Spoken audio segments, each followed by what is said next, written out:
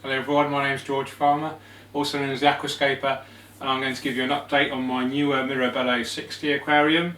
I've actually been running into a few problems with it, so I wanted to go through them with you and hopefully show you how I'm going to overcome them in the future, and we can still see this Aquascape develop into something quite lovely, hopefully. So the hair grass has melted. I'll give you a close-up view in a minute, but the hair grass is pretty much all melted. There are some signs of recovery. Some of the Staragine is melted, the Java fern has melted.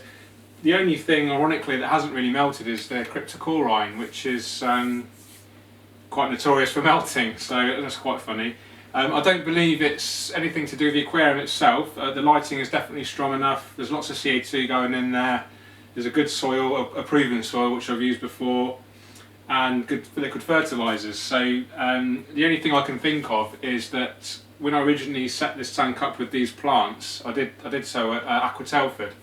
I emptied the tank of water, but the plants remained in the tank for a good sort of week or so without any water apart from the wet substrate, and they were in a completely enclosed box, so they were exposed to no light whatsoever. I guess during transportation as well, the soil will have moved around and damaged the plants, and I think it's a whole combination of these things that has caused the plants to suffer quite a lot. So it's not a disaster by any means. I can see new growth in the hair grass, which I'll show you soon. Some of the Staragine is absolutely fine. I've got some new plants to put it in there. So these Anubias, a small species called Nangai, produced by the company called Anubias, the Italian company. So I'm going to be attaching them to the wood, and I'm going to be super gluing them on actually. So I'm not a big fan of using cotton thread or cable ties or string or anything like that, because I'm not very good with tying things. I can just about tie my own shoelaces. So I'll be using some super glue, and I'll drain the tank down. I'll glue the Anubias on, and then I'll refill it, and then hopefully it will look a lot better. So I'll just give you a close-up view of the plants now, and you can see what I mean by melting. So here you can see the hair grass. It's really pale. There's some white bits which have totally died, and yeah, it's really suffering. But thankfully you can actually see some new growth there, hopefully too. The green bits, they're new blades, new growth.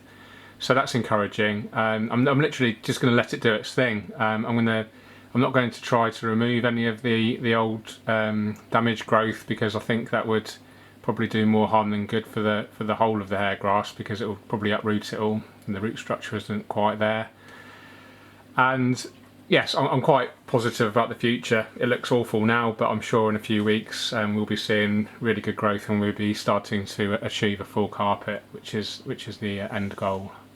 And here you can see the Staragine. A lot of it has totally melted away, just to leave some tiny leaves there, which is encouraging. That's new growth again, so we can pretty much guarantee that is going to establish and grow into a healthy new plant. So I'm not worried at all about that. And here you can see a completely healthy portion of Staragine. There's new growth there. You can see the white roots, so that's just proven to me that the circulation, the CO2 and the fertilisers and the light, of course, are all doing their thing. So I'm confident that we can turn this tank around fairly quickly. I'd anticipate 2 or 3 weeks. I'll do an update video, and hopefully you'll see a massive improvement. So that's it from me, guys. Thanks for watching. If you like what you see, please hit that like button. Please subscribe if you don't already do so, and keep tuned for more updates. Keep on scaping. Cheers, bye.